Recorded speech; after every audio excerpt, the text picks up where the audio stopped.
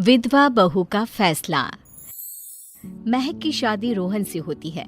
रोहन माँ बाप का इकलौता बेटा होता है, लेकिन फिर किसी कारण से रोहन की मौत हो जाती है।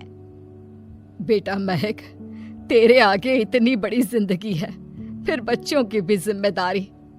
तू कोई काम कर ले। मैं तो कहती हूँ रोहन के ऑफिस में ही बात कर ले, शायद तेरे लिए कोई काम निकल आए। हाँ माँ जी, मैं भी यही सोच रही थी, लेकिन कैसे बात करूं, किससे बात करूं, कुछ समझ में नहीं आ रहा। अब वो क्या नाम था रोहन का जो दोस्त हुआ करता था, पहले तो बड़ा आता था हमारे घर। राकेश की बात कर रहे हैं? पर वो तो रोहन के बाद से कभी आया ही नहीं, पता नहीं कहाँ है वो। आया था, एक नहीं कई बार आया था, लेकिन मैंने बाहर से ही भेज दिया। घर के अंदर झांकता रहता था, मुझे ठीक नहीं लगा। अरे आपको तो पता नहीं क्या ठीक लगता है और क्या नहीं। उसका नंबर है मेरे पास, मैं आज ही फोन करती हूँ। सास राकेश को फोन लगाती है और शाम को घर आने का न्योता दे देती है। अरे आंटी, ओहो भाग्य हमारे कि आपने घर बुलाया। मैं तो कई बार आया, लास्ट टाइम तो अंकल से मुलाकात भी हो गई थी। हाँ, वो हम लोगों को निकलना था ना कहीं उस वक्त। अरे छोड़ो ना बेटा, बोलो क्या लोगे? आपकी बहू। क्या बकवास कर रहे हो राकेश? अरे मेरा मतलब ये है कि आपकी बहू कहाँ है? भाभी जी के हाथ की चाय की बस एक प्याली मिल जाती तो। महक चाय लेकर आती है, लेकिन वो जैसे ही राकेश की ओर देखती है, उसे राकेश पसंद नहीं आता। वो अंदर जाने को होती है कि अरे भाभी जी कहाँ जा रही हैं?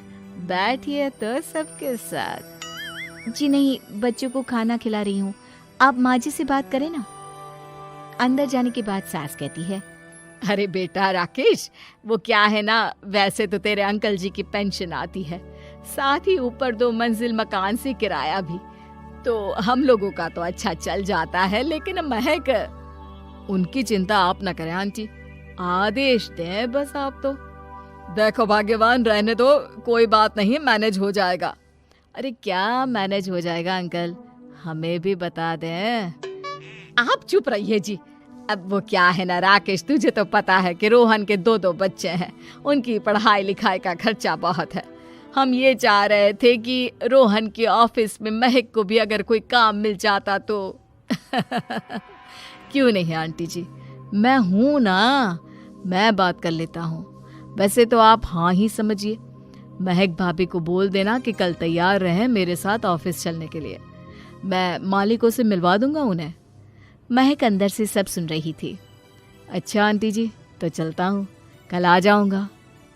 अच्छा भाभी जी, तैयार रहिएगा कल। राकेश तो चला जाता है, लेकिन ससुर सास पर बरस पड़ते हैं। मुझे ये आदमी एक पैसे का पसंद नहीं है। तुम इसे बोल दो कि हमें कहीं नहीं करवानी बहू से कोई नौकरी। अरे क्यों नहीं करवानी? सारा पैसा मैं इसके बच्चे और इसी पर उड़ा दूंगी, तो मेरी बेटी को क्या दूंगी? जरूरत क्या है तुम्हारी बेटी को तुम्हारे पैसे की? अरे वो तो पहले ही बड़े पैसे वाले घर की बहू है। अपनी बहू की सोचो जो अब तुम्हारी बेटी जैसी है। बच्चे रोहन की आखिरी निशानी है।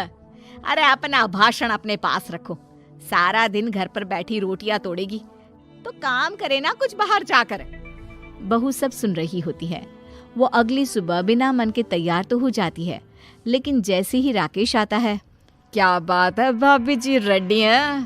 तो फिर चले डेट पर, मतलब इंटरव्यू पर। महक सामने आती है कि सामने ससुर जी खड़े होते हैं। हाँ महक बेटा, आओ चलते हैं, मैं भी चल रहा हूँ। ससुर को तैयार देखकर राकेश का चेहरा बन जाता है। अंकल जी, आप परेशान हो जाएंगे। अरे रहने दीजिए ना, धूप भी बहुत है। वैसे भी स्कूटर में तो 2 लोग ही बैठ सकते हैं ना। तो तुम चलो, मैं बहू के साथ अपनी कार से आ जाता हूँ।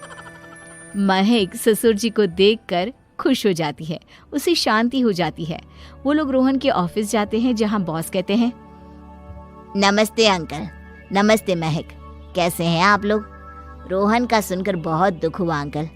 वैसे कैसे आना हुआ? बेटा, क्या हमारी बहू के लिए तुम्हारी ऑफिस में कोई काम मिल सकता है? हमने राकेश से इसी सिलसिले में तुमसे बात करने को कहा था।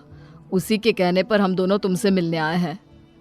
राकेश ने तो कोई बात नहीं की।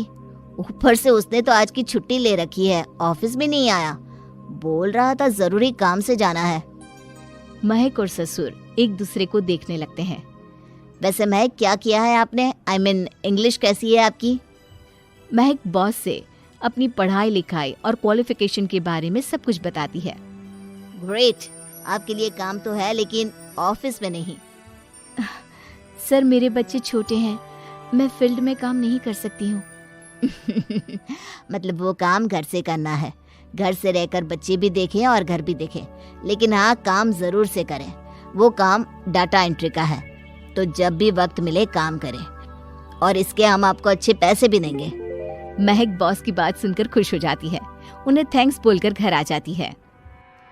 किसके साथ भेज रही थी तुम महक को? अरे वो कमीना, उसने तो ऑफिस से छुट्टी ले रखी थी, बात भी नहीं की थी उसने बॉस से बहू के काम के लिए। वो तो अच्छा हुआ कि मैं साथ में चला गया। हाँ, ठीक है, नौकरी मिल गई ना, इतना ही काफी है। समय बीतता है और एक दिन फिर दरवाजे पर दस्तक होती है। घर पर कोई नहीं था। महक दरवाजा खोलती है, देखती है तो सामने है राकेश। नमस्ते भाभी जी। नमस्ते, घर पर कोई नहीं है, आप कल आइएगा। अरे, कैसी बात कर रही हैं भाभी जी, हम तो आपकी मदद के लिए आए हैं। वो क्या है ना, अंकल जी का फोन आया था कि आपको किसी मदद की जरूरत है। महक को आश्चर्य होता है कि उसके ससुर ने राकेश को फोन क्यों किया। वो ससुर जी को फोन करती है लेकिन फोन नहीं लगता। नहीं, हम लोगों को किसी भी चीज की जरूरत नहीं है, आप जा सकते हैं। अच्छा, एक कप चाय तो पिला दीजिए। महक चाय लेकर आती है। चाय पीने के बाद, रोहन मेरा बहुत अच्छा दोस्त था। उसने मुझसे कहा था कि वो रहे ना रहे, उसके घर वालों का, खास करके आपका ख्याल मुझे ही रखना है। तो मैं कल फिर आऊंगा भाभी जी। नहीं, माता पिताजी है नहीं, वो 4-5 दिन बाद आएंगे। आप उन लोगों के आने के बाद ही आइएगा। मुझे ये सब ठीक नहीं लगता। अरे छोड़िए ना भाभी जी, लोगों का तो काम है कहना। मेरा मतलब है वो तो बोलते ही रहेंगे। आता हूँ मैं कल। महक को अब गुस्सा आ जाता है। हमेशा शांत और मधुर बोलने वाली महक पहली बार जिंदगी में फैसला लेती है, और फैसला होता है राकेश को सबक सिखाने का। बड़े बेशर्म हैं आप। किसने कहा आपको कि आप आए? अरे भैया, साफ साफ बोला ना कि नहीं जरूरत है किसी की मदद की।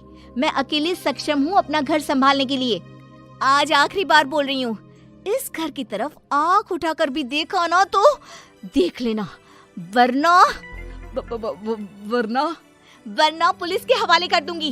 निकलो यहाँ से, या धक्के मार कर निकालूं। पुलिस का नाम सुनते ही राकेश वहां से 9-2-11 हो जाता है और महक को अपने फैसले पर गर्व होता है।